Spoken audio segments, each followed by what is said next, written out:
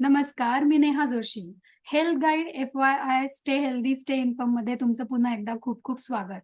आपल्या या प्रोग्राममध्ये प्रत्येक एपिसोडमध्ये आपण वेगवेगळ्या रोगांबद्दल पूर्ण माहिती, जसं त्या रोगाचे सिम्प्टम्स, तो रोग कुणाला कशामुळे होऊ शकतो, होम रेमेडीज त्या रोगासाठी, डॉक्टरकडे कधी जायचं, त्यांची संपूर्ण हेल्थ केअर याच्याबद्दल संपूर्ण माहिती करून घेत असतो आणि ही माहिती अत्यंत सोप्या शब्दात आपल्याला देतात पुण्याच्या सुप्रसिद्ध वैद्य डॉक्टर रोहिणी साठे. ह्या आधीच्या एपिसोडमध्ये आपण आयडियल दिनचर्या ह्याच्याबद्दल बोलत होतो.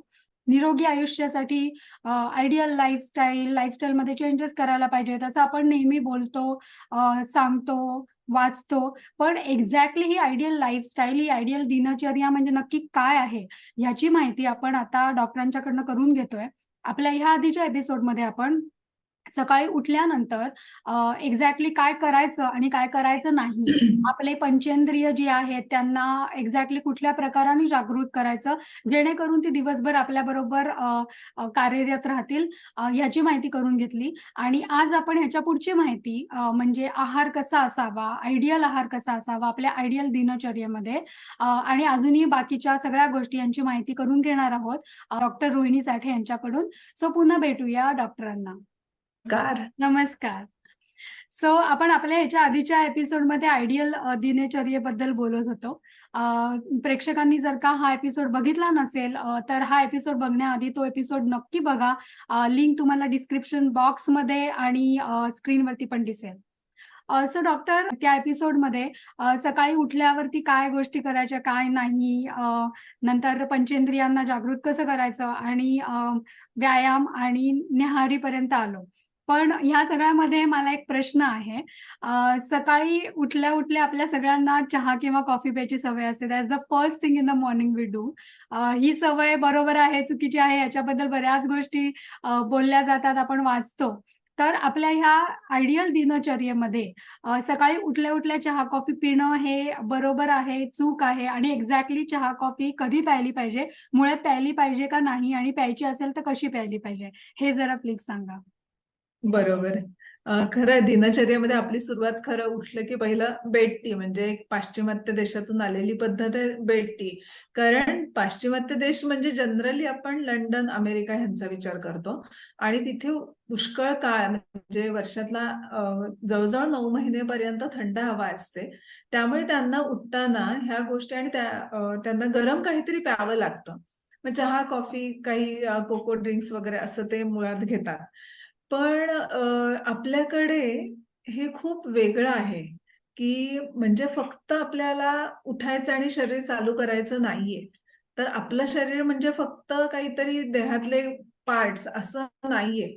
तर हे शरीर आपल्या जगाशी ज्या गोष्टींनी कनेक्टेड राहतं, ती आपली जी आता तू म्हणालीस तसं की पंच ज्ञानेंद्रिय, त्यांना योग्य प्रकारे हेल्दीली म्हणजे त्यांना आरोग्यपूर्ण करून आपल्याला जगाशी संपर्क स्थापायचा आहे, की जेणेकरून त्यांचं म्हणजे एन्व्हायर्नमेंट आणि आपण ह्यांच्यामध्ये एक सुसंवाद साधला जाईल आणि तो योग्य प्रकारे होत राहील दिवसभर. यासाठी खरं तर आपल्याकडे ही आपण जे आत्ता म्हटलो ते सगळं आहे आणि एकदा मनाला कळलं ना, की हे योग्य आहे, की या पद्धतीनं केलं पाहिजे. मग तुम्हाला चहा, कॉफीची आठवण येणार नाही.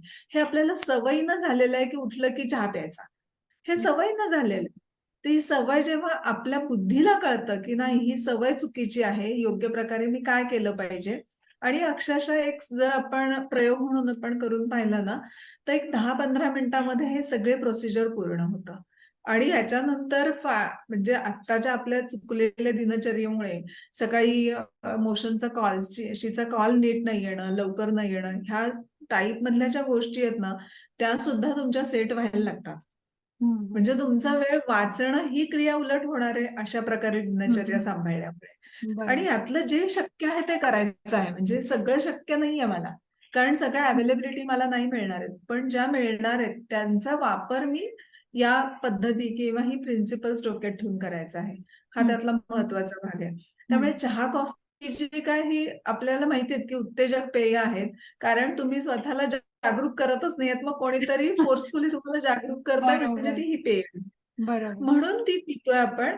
पण आपला जर फोकस बदलला, योग्य ठिकाणी आपण फोकस करून जर सुरुवात केली दिवसाची, तर अगदी सहज शक्य आहे की तुम्हाला चहा कॉफीची आठवण पण येणार नाही. पण हम्म. ती सवय जाईपर्यंत, ह्या वाईट सवयी जाऊन चांगल्या सवयी लागेपर्यंत तुम्ही एक करू शकता की सकाळी उठल्यावर तुम्ही गरम पाणी प्या पहिल्यांदा. हम्म. म्हणजे वात जो डिस्टर्ब झालेला आदल्या दिवशीच्या दिनचर्येने, तो हम्म. थोडासा बॅलन्स व्हायला लागेल कोमट पाण्यामुळे. हम्म. आणि मग ती ऊर्जा हळूहळू शरीरामध्ये पसरणं आणि शरीर व्यवस्थित लाईनअप व्हायला लागणं, ही क्रिया व्हायला लागेल. मग त्याच्यानंतर काहीतरी चवीचं गोड आपल्याला हवं असतं सकाळी उठल्या उठल्या, कारण आदल्या दिवशी आपल्याला खूप श्रम झालेले असतात. हम्म. तर तो थकवा जाण्यासाठी हे काहीतरी गरम पेय आपल्याला हवं असतं. मग अशा वेळेस चहा कॉफी घ्यायला हरकत नाही सवयीचं असेल तर. पण ती मग खूप उकळलेलं, म्हणजे चहा, मी म्हणते चहा उकळत नाहीत लोक, चहा शिजवतात. इतका तो बरोबर. उकळतात. तर बरोबर. तसा तो शिजवू नका, जस्ट उकळा. म्हणजे पाण्यामध्ये चहापत्ती आणि आलं वगैरे काही हवं असेल, अ, हवेनुसार तुम्हाला गवती चहा हवा असेल, लवंग, मसाला काही हवा असेल, ते घालून आधी पाणी उकळा. मग खाली उतरवून ते गाळून घ्या. मग त्याच्यामध्ये थोडं गरम दूध आणि थोडी साखर, गूळ असं काही ऍड करून तुम्ही अशा पद्धतीनं चहा घ्या. म्हणजे तो कमी दोषकारक होईल. म्हणजे त्यातनं हा. जे उकळा उकळा काढून पित्ताचे दोष वाढणार आहेत ते तुमचे कमी होतील. हम्म. दगडापेक्षा विठ्ठल. बरोबर. इथपासून जरी ती दिनचर्या सुरू केली तरी सुद्धा ते पॉझिटिव्ह बदल तुमच्यात होत जाणार आहेत नक्की. नक्की. बाकी त्याच्या व्यतिरिक्त समजा तुम्हाला चहा कॉफी सोडायची आहे पण शक्य होत नाहीये, मग त्याला पण काही पर्याय पण सांगतो. आपल्या घरात स्वयंपाकघरातच इतके पदार्थ आहेत की त्यांनी उत्तम आपण हर्बल चहा बनवू शकतो हम्म. आणि आपली हेल्थ चांगली करू शकतो. तर हम्म. त्याच्यामध्ये खूप आपले जे मसाले, म्हणजे आपणला जसं मिसळण्याचा डबा ठेवतो, हम्म. म्हणजे पुरुष मंडळी ऐकत असतील तर फोडणी टाकण्यासाठीचे जे घटक असतात, तो हा. एक आपला डब्बा असतो. तसाच एक मसाल्याचा डबा बनवा की ज्याच्यामध्ये हम्म. तुम्हाला अ, तमालपत्र, दालचिनी, लवंग, वेलदोडे, मसाल्याचा वेलदोडा, गवती चहाचे कट केलेली पानं, तुळशीची पानं, असा एक डबा बनवा. आज मला लवंगेचा चहा प्यायचा, हरकत नाही. पाणी उकळायला ठेवा, 1-2 लवंगा कुटून टाका. मस्तपैकी लवंगेचा चहा तयार होईल. असं तुम्ही वेगवेगळी कॉम्बिनेशन्स करून स्वतःसाठी एक हर्बल टी, स्वतःच्या आवडीचा, स्वतःला झेपणारा आणि सीझननुसार योग्य ठरणारा, असं बरोबर. बनवून पिऊ शकतो. म्हणजे हा एक त्याला उत्तम पर्याय मिळू शकतो. खूपच छान आयडिया आणि खूपच सोपी पण आहे म्हणजे आयडिया ही करणं अगदी फक्त सहज आहे. शक्य आहे. बरोबर. ठीक आहे. तर आता येस. चहा कॉफी झालं, आपली न्याहारी पण झाली. आता आपण पुढच्या दैनंदिन आपल्या राइट, राइट. आयडियल आपण हो, मागच्या एपिसोडमध्ये म्हटलं तसं की अ, गरम पाणी, जर खूप गरम पाणी डोक्यावर घेतलं तर आपल्याला केसांना आणि आपल्या शरीरातल्या एनर्जीवर परिणाम होणार आहे. तर मग पाण्याचा विषय निघतो की मग पाणी कसं घ्यावं? तर त्याला एक सोपी टेस्ट आहे की गरम पाण्याच्या बादलीत हात बुडवला तर तुम्हाला इझी वाटतंय ते टेम्परेचर तुमच्यासाठी योग्य आहे आणि त्या पाण्याने तुम्ही अगदी डोक्यावरून पण अंघोळ करू शकता. सीझननुसार, म्हणजे पावसाळी हवा असेल तर कोमट पाणी, त्या पाण्यामध्ये जरासे तीळ घालून केलेलं पाणी बरं. किंवा काही सुगंधी पाणी, नागरमोथा वगैरे घातलेला, अशा पाण्याने अंघोळ करा. हिवाळा असेल तर छान गरम पाण्याने तेल लावून अंघोळ करा. उन्हाळा असेल तर थंड पाण्याने, किंवा पाण्याला जरा वाळ्याचा वगैरे वास दिला असेल, चंदनाचा वास असेल, गुलाबाच्या पाकळ्या टाकलेल्या असतील, अशा पाण्याने वाह! शाही स्नान करा, काही हरकत नाही. तर हे स्नानानंतर जे महत्वाचं येतं की आहार, म्हणजे आता तुमचं दिवसभराचं कर्म सुरू होणार, हं. तर ते कर्म करण्याआधी तुम्हाला काहीतरी एनर्जी हवी आहे. हं. मग आपल्याला एनर्जी कुठून मिळते? तर अन्नातून मिळते, आहारातून मिळते. बरोबर. म्हणून तो तिथे आहारीचा विषय आपला सुरुवात होते. म्हणजे हं. कुठल्याही दिवसभराच्या कामाला सुरुवात करताना काहीतरी पोटात घेणं, म्हणजे जो आरोग्यपूर्ण स्वस्थ माणूस आहे त्याने. बरोबर. बाकीच्यांनी त्यांच्या त्यांच्या व्याधीनुसार करायचं आहे. तर त्यांनी न्याहारीही केली पाहिजे. हं. काय होतं मग, हा नियम होतो ना की ब्रेकफास्ट कसा तर राजासारखा करावा. अरे पण हं. तुमच्या शरीरामध्ये 2-4 राजे घुसलेले आहेत, तर तुम्ही न्याहारी करून चालणार नाहीये. तर बरोबर. तिथे तुम्ही लंघन केलं पाहिजे जर वजन वाढलेलं असेल तर. हा बरं. असा प्रत्येक प्रकृतीनुरूप बदलणारा भाग आहे. पण ओके. एक स्वस्थ मनुष्य असेल, फार काही आजार नाहीयेत, तर त्या माणसांनी सकाळी स्वतःचं दिवसभराचं काम सुरू करण्यापूर्वी काहीतरी आहार घेतला पाहिजे. हं. तर त्याच्या फक्त ते कसा असावा ह्याचं वर्णन फक्त 3 शब्दात सांगितलेलं आहे. हं. ते 3 शब्द आहेत: जीर्णे, हं. हितम आणि मितम. बस. एवढं झालं की तुम्ही स्वस्थच राहणार आहात. तर बरं. हे अवघड म्हणजे जिरडे म्हणजे काय? तर हां. पहिला आहार म्हणजे आता आपण कुठलाही आहार घेताना दुपारी घेणार असू तर सकाळी केलेली न्याहारी, रात्री जेवणार असू तर दुपारी केलेलं जेवण आणि आता आपण पहिलं न्याहारी बघतोय, तर आदल्या दिवशी केलेलं जेवण, आदल्या दिवशी खाल्लेलं अन्न पचलंय की नाही हे बघा. बरं. आणि मग तुम्ही आत्ताची न्याहारी घ्या किंवा ती कशी घ्या, किती घ्या हे ठरेल. मग आता हं. पचलंय की नाही हे कसं कळणार? प्रत्येक जण तर काही वैद्य नाही. पण बरोबर. प्रत्येक जण आपला आपला स्वतःचा डॉक्टर बनू शकतो नक्की या बाबतीमध्ये. हं. तर पहिलं पचलंय की नाही म्हणजे काय की पचलं अन्न की त्याच्या सगळ्या स्टेजेस पूर्ण झाल्या की त्याला शी आणि शू होणं हे हं. महत्वाचं आहे. हं. त्यामुळे पहिलं अन्न पचलेलं असेल तर फ्रीली शू होऊन जाते, युरिन पास होऊन जाते, शी व्यवस्थित होते आणि भूक लागल्याचं सेन्सेशन येतं की हं. आता मला अन्न हवंय. ही हं. मुख्य भावना निर्माण होते. तर हे समजायचं की हे अन्न पहिलं पचलेलं आहे आणि त्याबरोबरच अंगामध्ये हलकेपणा असतो. हां. पोटामध्ये तर हलकेपणा असतो, पण अंगात पण हलकेपणा असतो. आणि तरीही तुम्ही खाल्लं नाही की मग हलकपणा येतो. म्हणजे मग थकवा हो. वाटायला लागतो. तर तो बरोबर. हलकेपणा असतो तेव्हाच आहार घ्यायचा आहे. हं. तो कसा घ्यायचा तर हितकर घ्यायचा आहे. हं. म्हणजे तुमच्या प्रकृतीला जो योग्य आहे. मग हं. आता हे कसं ठरवायचं? प्रत्येक जण तर प्रकृती शोधू शकेल, पण नाही शोधलेली. तर तुम्ही ज्या देशामध्ये राहता, ज्या कुळामध्ये आहात, ज्या घरामध्ये वाढलात, त्या घराचं ज्याप्रमाणे आहार पद्धती आहे, त्याप्रमाणे तुम्ही आहार घ्यायचा आहे. म्हणजे तो त्या देशामध्ये त्या पद्धतीचा आहार बनला जातो आणि तो पचवलाही जातो. हं. म्हणून जिथे वाढलाय तसा आहार तो घ्यायचा आहे. हा हं. हितकर आहार झाला. हं. आणि मित म्हणजे थोडासा. हं. थोडासा म्हणजे किती? तर थोडासा म्हणजे एखाद्याची एक वाटीभर ही थोडीशी कल्पना असेल आणि एखाद्याची टोपलीभर ही थोडीशी कल्पना असू बरोबर. शकेल. मग हं. थोडासा म्हणजे असं आहे की शरीर म्हणजे आपल्या स्टमकचे जर आपण 4 पार्ट केले हं. किंवा घटकाबरोबर आपण 3 पार्ट करूयात. 3 पार्ट केले तर त्याचा एक भाग पाण्याने भरायचा आहे, एक हं. भाग सॉलिड फूडनी भरायचा आहे हं. आणि एक भाग रिकामा ठेवायचा आहे. बरं. असं जर केलं तर मग आता हे कळणार कसं? तर त्याला हं. एक सोपी पद्धत आहे की एकदा हं. खूप भूक लागलेली असेल, तर हां. तुडुंब जेवून पहा तुम्ही. हां. किती मॅक्सिमम आपण जेवू शकतो हे बघायचं. मग बरं. त्यातला 1/3 पार्ट सॉलिड फूड आपण खायचं ओके. आहे. हे ओके. ठरवायचं. मग आता हां. मला खूप भूक लागली आहे. मी 4 पोळ्या खाऊ शकते. हां. असं असेल तर मी 1/4 पोळीच खायची आहे रोज प्रत्येक बरोबर. जेवणामध्ये. ही बरं. माझी परफेक्ट क्वांटिटी झाली. हां. मग त्याच्याबरोबर 1/4 पोळी मग ते सॉलिड फूड झालं ना. हं. मग समजा एक अर्धी वाटी भाजी येणार असेल त्याच्यात, हं. तर पाव पोळी कट करायची आणि अच्छा. ओके. मग भात त्याचा ऍड होणार आहे, तर अजून 70 पोळी कमी करायची आहे. आणि मग तो चौरस आहार घ्यायचा आहे. बरं. मग आता त्याच्यामध्ये लिक्विडमध्ये हां. फक्त पाणी प्यायचंय का? हां. तर नाही. आपण जेवणामध्ये सार करतो, सूप एखादं असेल, हां. पातळ भाजी असेल, पातळ हां. आमटी असेल, कढी केलेली असेल, तर हे सगळं त्या पातळ म्हणजे बरं. लिक्विड या फॉर्ममध्ये जातं आणि बरं. त्याचा एक पार्ट करायचा आहे. हां. आणि उरलेला पार्ट रिकामा ठेवायचा. म्हणून मित म्हणजे मित्रासारखं जे राहील, म्हणजे मित्र बरं. कसा आपण आपल्या एका कक्षेत ठेवलेला असतो. हं. तसं ते अन्न आपण घ्यायचं आहे. हं. ही बेसिक पद्धत झाली, की म्हणजे तेवढं झालं, की तुमचं पचन नीट होणार आहे, तुमचं आरोग्य उत्तम राहणार आहे. हं. मग आता ह्याच्यामध्ये थोडेसे नियम काही-काही आहेत, की आहार घ्यावा त्याच्यामध्ये आहारातले घटक काय असावे हा खूप मोठा विस्तृत पार्ट आहे.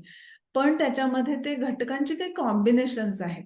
ती बरं. एक बेसिक आपण जर लक्षात ठेवली, तर आपण प्रत्येक जण आपापला आहार त्या पद्धतीनं मॅनेज करू शकेल. हं. तर त्याच्यामध्ये सगळ्यात आपल्या अन्नरसामध्ये किंवा आहारामध्ये 6 रस हे असतात. हं. म्हणजे गोड रस असतो, हं. हां, आंबट असतो, हं. खारट असतो, हं. कडू चवीचे काही ओके. पदार्थ असतात, तिखट चवीचे असतात आणि तुरट तूर. चवीचे असतात. हे 6 चवीचे पदार्थ आहेत. मग हं. कुठलाही केव्हाही खायचा आहे का? तर हं. अजिबात नाही. त्याला एक स्पेसिफिक नियम आहे. बरं. म्हणजे जे निसर्गात जसं बनत गेलंय आणि शरीरात जसं पचत जाणार आहे, त्याचा एक क्रायटेरिया ठरवून दिलेला आहे आणि तो आपल्याला कळतोही प्रत्यक्ष जेव्हा आपण पचनाकडे लक्ष देतो तेव्हा. तर हं. म्हणून आपल्याकडे जी पूर्वीची पंक्तीत जेवण्याची पद्धत होती ना, ती परफेक्ट होती. हां. की त्याच्यात ते रस बरोबर विचार करूनच दिलेले होते. हां. म्हणजे जेवण वाढलं, की पहिल्यांदा वरण भात, वरण भात, लिंबू लिंबू. ही खाण्याची पद्धत होती. बरोबर. म्हणजे काय सॉफ्ट अन्न गेलंय आणि आंबट आणि मधुर हे रस त्याच्यामध्ये गेलेले आहेत. हा. मग गोड पदार्थ आहे की जो हेवी आहे पचायला. हम्म. घन पदार्थ जनरली ते असतात म्हणजे हम्म. सॉलिड असतात. सो हम्म. ते मुख्य पदार्थ म्हणून खातात. आणि मग त्याला चवीला लावायला आंबट वगैरे ह्या जी लोणची, हम्म. चटण्या, हम्म. कोशिंबिरी हे सगळे पदार्थ डावीकडचे छोट्या छोट्या क्वांटिटीमध्ये असतात. हम्म. आणि भाज्या मुख्य असतात. तर हे खाल्ल्यानंतर शेवटी कडू, तुरट आणि तिखट हे पदार्थ त्याच्यामध्ये येतात. मग ते कडू तिखट हे जे आहेत आपल्या भाज्या ज्या आहेत ह्या सगळ्या ह्या हम्म. प्रकारामध्ये येतात. बरोबर. आणि तुरट रसाचं काय असतं जनरली, तर जेवणानंतर आपण जे ताक प्यायला सांगतो हा. ते तुरट रसाचं आहे. सो ते परत पचनाला आणि तुमच्या पूर्ण सायकलला मदत करणार आहे. ओके. हा, म्हणून ताक सगळ्यात शेवटी प्यायचं आहे. बरोबर. आणि समजा ताक चालणार नसेल तुमच्या काही आरोग्याच्या हम्म. तक्रारींसाठी, तर तेव्हा सुपारी खाणं, सुपारी ही परत हम्म. तुरट रसाची आहे. हम्म. सुपारी खाणं, पान खाणं, विडा खाणं हम्म. हे सगळं या क्रमाने जर आहार घेतला तर उत्तम प्रकारे पचतो. हम्म. आणि आपोआपच त्यातनं सगळे रस किंवा आपले जे काही 7 धातू आहेत सगळ्यांचं पोषण करण्याची क्षमता प्रत्येक कणामध्ये निर्माण होते. त्यामुळे या क्रमाने आहार आपण ठेवायचा आहे. मग आता ह्याच्यात जर आपण उदाहरणार्थ बघितलं की समजा आता मी इडली सांबार खाणार आहे. हा. जे एक कॉम्बिनेशन असेल ना की से इडली सांबार आहे, दही भात आहे वगैरे. तर बरोबर. ही डिश मी कशी काय ह्याच्यामध्ये डिस्ट्रीब्यूट हा. करीन? तर पहिल्यांदा घेताना तुम्ही इडली आणि तूप असं 1-2 घास खा. मग इडली चटणी खा. मग इडली सांबार खा. बर. आणि शेवटी दूध भात किंवा ताक भात खा. म्हणजे तो सगळा या पद्धतीनं तुम्ही मॅनेज करू शकला. बरोबर. असं प्रत्येक आहारामध्ये पंजाबी म्हणजे उत्तर भारतीय पदार्थ Correct. असू देत, दक्षिण भारतीय असू देत, महाराष्ट्रातले, वऱ्हाडातले आपण कुठलेही करू असू दे, या पद्धतीनं मॅनेज करता येईल. आपल्या पूर्वजांनी खरोखरच किती व्यवस्थित विचार करून ह्या सगळ्या योजना पूर्ण आखल्या शास्त्रीय. होत्या. पूर्ण शास्त्रीय. आणि मला असं वाटतं की ह्या गोष्टी आपण आजकाल एवढ्या पाळल्या जात नाहीत, की डावीकडे काय वाढायचं, किती प्रमाणात वाढायचं, उजवीकडे काय वाढायचं, क्रम कुठल्या क्रमाने खायचं. आपण पटापट आपण जेवण करणं म्हणजे 5 मिनिटामध्ये कसंबसं पोट भरणं ह्याला मला पोट महत्त्व दिलं भरणं जातं. फक्त. करेक्ट. तर मला असं वाटतं ह्या सगळ्या गोष्टी आपण परत एकदा आपल्या आचरणात आणल्या, तर नक्कीच आपल्याला ह्या आपल्या निरोगी दिनचर्या जी आपण म्हणजे विचार करतोय ज्याचा, त्याच्यासाठी हे फार महत्वाचं आहे. अन्न ज्या प्रकाराने खायचं तुम्ही आता सांगितलं. तुम्ही खूपच सुंदर सोप्या शब्दामध्ये सांगितलं आणि प्रेक्षकांना आपल्या म्हणजे ज्यांना कुणाला माहिती नसेल, की ह्या क्रमाने का खायचं किंवा कसं वाढायचं, हे त्यांना नक्कीच कळेल आणि त्याच्या मागचं महत्त्व आणि शास्त्रीय कारण सुद्धा कळेल.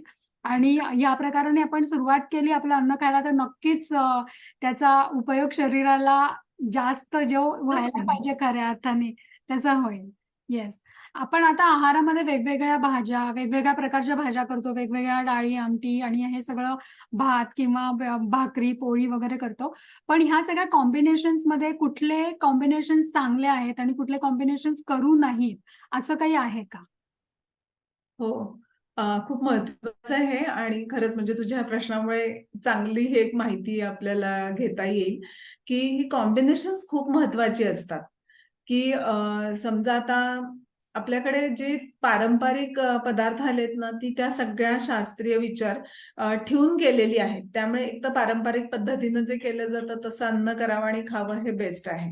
हं. पण जर माहिती नसेल, असं कुणाकडून आपल्याला कळलं नसेल, तर काही काही गोष्टी आहेत की ज्या अगदी नक्की लक्षात ठेवायला हव्यात. ते म्हणजे दुधाचं कॉम्बिनेशन. हं. जनरली कसं होतं की लहान मुलांना सुद्धा मीठ घातलेली पोळी असते आणि ती दुधात कुस्करून दिली जाते. तर हे अगदी विरुद्ध आहे. म्हणजे दुधाबरोबर कुठलेही पदार्थ बरं. मीठ घातलेले, तिखट असलेले, आंबट असलेले चालणार नाहीत. हं. कारण दूध हे दूध म्हणूनच पचायला हवंय. हं. दूध हे आतमध्ये जाऊन दही म्हणून पचायला नकोय. बरं. दही खायचं असेल तर दही पूर्ण बाहेर करा आणि मग ते खा. तर ते दह्याचे गुण मिळणार. म्हणजे काहीतरी असे फंडे करतात ना, की "हां, काय आज जाऊन ते दहीच होणार आहे." अरे मग तू दही खा ना, मग दूध कशाला खातोयस? बरं. दूध खायचे कारण ते आवश्यक आहे. हं. लहान मुलांना वाढत्या वयात दुधाची आवश्यकता आहे. ते पचायला त्यांना सहज असतं. हं. म्हणून दूध देताना दूध भात देणार असाल तर साखर घाला, मीठ घालू नका. बरं. दूध पोळी देणार असाल तर त्या पोळीत मीठ घालू नका. मग चवीला हवं असेल तर सैंधव घाला. की सैंधव आणि दूध हे विरुद्ध नाहीत. असं सांगितलेलं आहे ग्रंथकारांनी. बर त्यामुळे दूध सैंधव पोळी असं चालेल. नाही तर बेस्ट वे म्हणजे भाकरी आणि दूध हे कॉम्बिनेशन ठेवा, काही हं, प्रॉब्लेम नाहीये.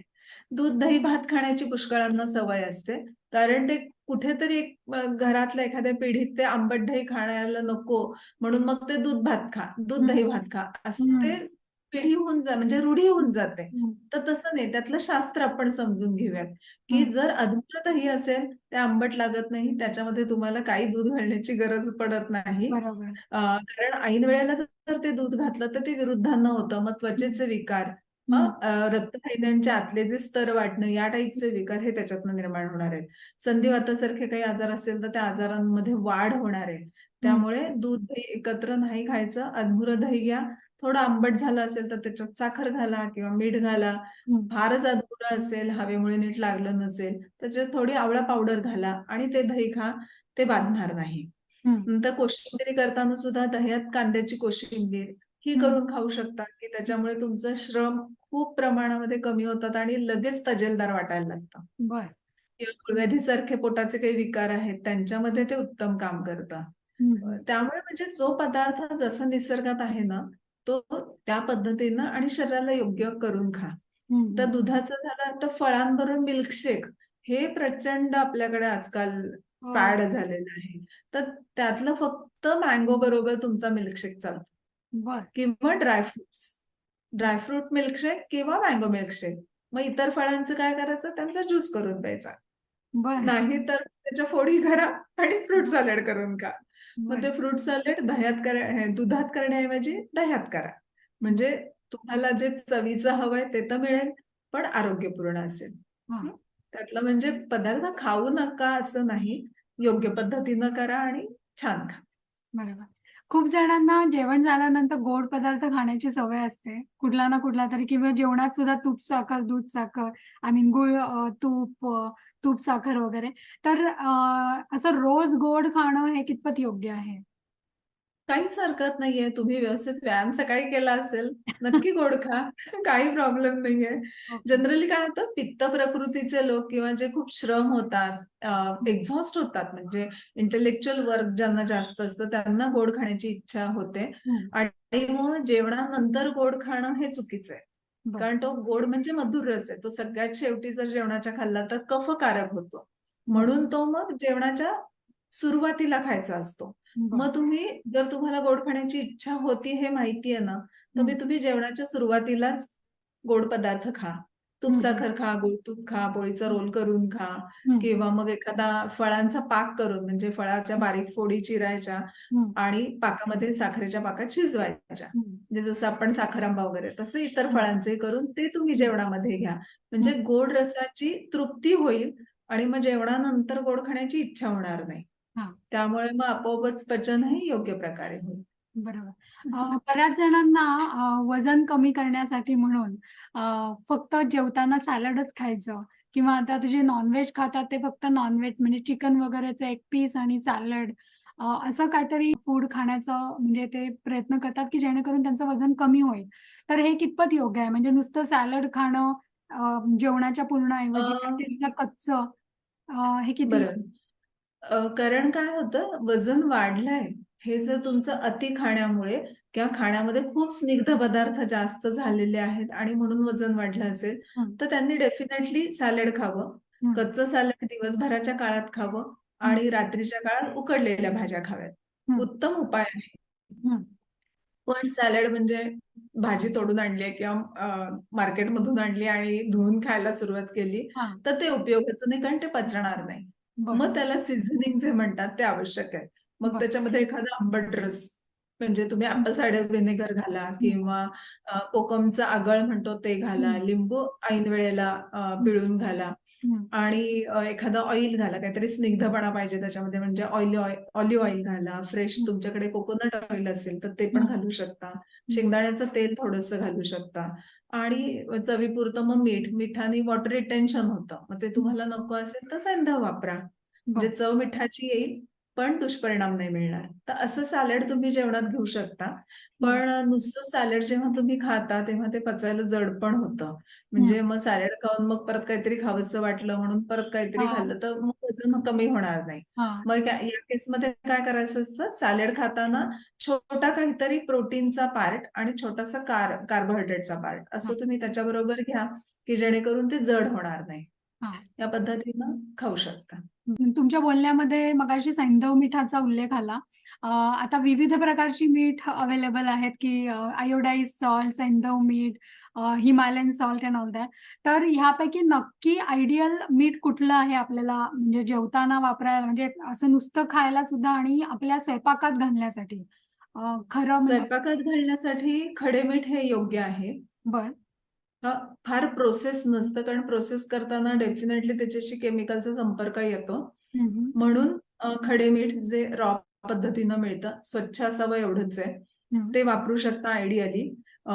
त्याच्यानंतर आयोडाइज्ड वगैरे म्हणजे ज्या भागामध्ये आयोडीनची कमतरता आहे पाण्यामध्ये मेनली, हं, त्या हं, लोकांनी आयोडाइज्ड वापरायचं. ॲट रॅन्डम सगळ्यांनी आयोडाइज्ड वापरण्याची गरज नाहीये. हं. आणि ज्यांना मिठामुळे पाणी शरीरात साठणं, सूज येणं किंवा अशा प्रकारच्या काही तक्रारी आहेत, ब्लड प्रेशर सारखे आजार आहेत, हं. तर त्यांनी मिठाऐवजी सैंधव वापरणं हे आयडियल होईल. मग यातला सुवर्ण मध्य म्हणजे भाजी आमटीत वापरताना मीठ, साधं मीठ वापरणं हं. आणि वरनं घेताना चटणी कोशिंबिरीत घालताना सैंधव मीठ वापरणं. हा केला तर एक बॅलन्स तुम्हाला साधता येतो. वाचता येईल. बरोबर. आपल्या ह्या आता आयडियल दिनचर्येमध्ये काय महत्वाचं म्हणजे अजून काही सांगायचं राहिलेलं आहे?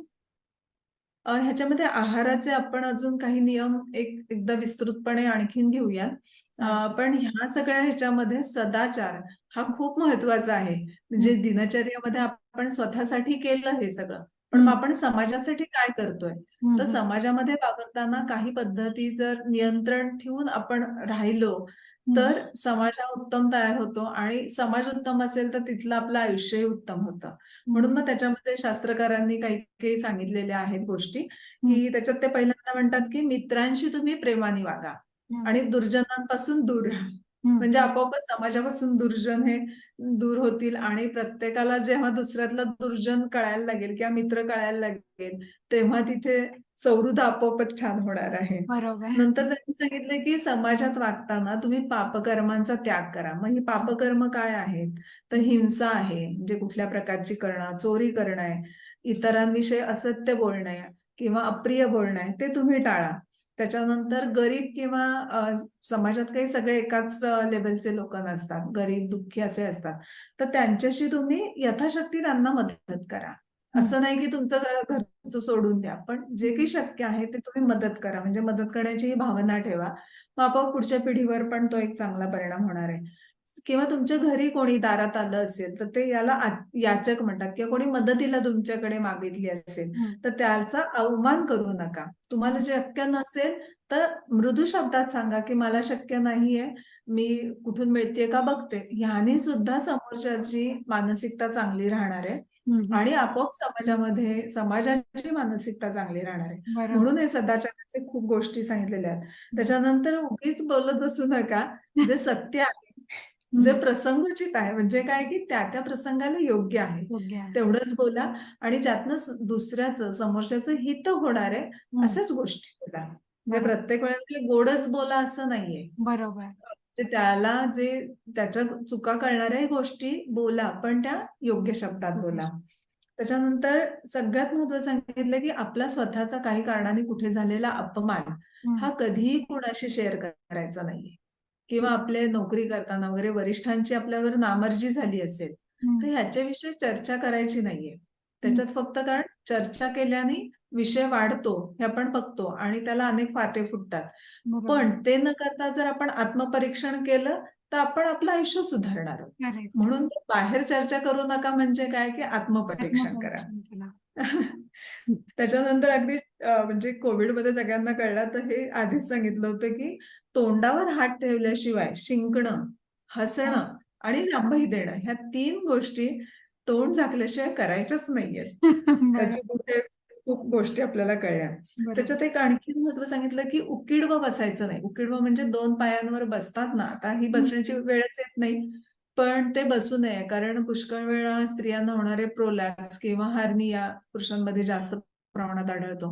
ह्या गोष्टी उकीड व जास्त बसल्यामुळे होऊ शकतात, म्हणून ते बसू नये असं एक सांगितलेलं आहे. त्याच्यानंतर अगदी 2-3 गोष्टी महत्वाच्या म्हणजे सूर्य जेव्हा पूर्ण वर आलेला असतो त्याच्याकडे पाहू नका आणि डोक्यावर फक्त ओझं घेऊन जे लोकं वाहतात नाही, पाठ आणि डोकं ह्याच्यावर कॉम्बिनेशन करून तुम्ही ओझं व्हा. बर त्याच्यानंतर एक सदाचारामध्ये मध्ये सांगितलेलं आहे की मद्य विकू नका आणि देणं घेणं पण मद्याचं करू नका. कारण की योग्य माणसाच्या हाती जर ते दिलं गेलं नाही, तर त्यांनी खूप नुकसान होऊ शकतं. म्हणून ते त्याच्यावर एक बॅन ठेवलेला आहे त्यांनी. त्याच्यानंतर त्यांनी सांगितलं की संध्याकाळी म्हणजे जेव्हा सूर्य अस्ताला जातोय, त्या वेळेला जेवू नका. आयदर सूर्यास्ताच्या आधी जेवा किंवा सूर्यास्त झाल्यानंतर एक अर्ध्या तासाने जेवा. बर हे खूप महत्वाचं आहे की हल्ली लोक संध्याकाळी केव्हाही जेवतात. तर तेवढं एक लक्ष ठेवा की सूर्यास्त असताना त्या अर्ध्या तासात जेवायचं नाहीये. त्याच्यानंतर श्रेष्ठ लोक म्हणजे आपल्या घरातले मोठे लोक जे आहेत त्यांच्या उपदेशाप्रमाणे वागा. त्यांची मतं नाही पटली तर सौम्य शब्दात त्यांच्याशी चर्चा करा. चर्चा ही झाली पाहिजे, बरोबर फक्त ती वादविवाद नको असं. बरोबर अशा प्रकारे त्यांनी खूप गोष्टी सांगितलेल्या आहेत की ज्याच्यामुळे 2 व्यक्तींमध्ये एक प्रेमाचा संवाद राहील, सुसंवाद राहील आणि आपोआपच निरोगी होताना जेव्हा जर शरीराची काळजी घेतो, तर मनाचीही काळजी घेतली जाईल बरोबर आणि नक्कीच आपलं स्वास्थ्य टिकून राहील. खूपच सुंदर, खूपच छान. म्हणजे हे सगळे आहार, आचार, विचार हे आपण आपल्या आचरणात आणले, तर नक्कीच आपण आपलं पण आयुष्य निरोगी करू शकतो. आपल्याबरोबर राहणाऱ्या लोकांचं आणि समाजाचं सुद्धा आपण आयुष्य निरोगी करू शकतो. म्हणजे एक आयडियल निरोगी समाज आपल्याला नक्कीच सत्यात आणता येईल. खूपच सुंदर माहिती तुम्ही खूपच सोप्या शब्दात सांगितली ॲज युजुअल. त्याबद्दल तुमचं खरंच पुन्हा एकदा खूप आभार. तो नेहमीप्रमाणेच डॉक्टरांनी खूप सुंदर शब्दामध्ये, खूप सोप्या आणि सुंदर शब्दामध्ये आपल्याला निरोगी आयुष्याची गुरुकिल्लीच आपल्या हातात दिलेली आहे. आता ह्याचा उपयोग करणं हे केवळ आपल्या हातात आहे आणि ह्याचा उपयोग करून आपण सगळ्यांनीच एका निरोगी आयुष्याकडे वाटचाल सुरू करूया. ज्या गोष्टी ह्याच्यात करणं पॉसिबल आहे, तेवढ्या जरी केल्या तरी आपल्या आयुष्यामध्ये खूपच मोठा बदल नक्कीच घडून येईल. आमचे ह्या आधीचे एपिसोड्स तुम्ही बघितले नसतील तर जरूर बघा. तुम्हाला त्याच्यावरती काही प्रश्न असतील तर प्लीज कमेंट सेक्शनमध्ये ते प्रश्न जरूर टाका आणि तुमच्या सर्व प्रश्नांची उत्तर देण्याचा आम्ही त्याच्या पुढच्या एपिसोड्समध्ये नक्की प्रयत्न करू. सो आज इथंच थांबूया. काळजी करू नका, काळजी घ्या. Stay informed so that you can stay healthy. Keep smiling and please like, share and subscribe to this channel. Thank you.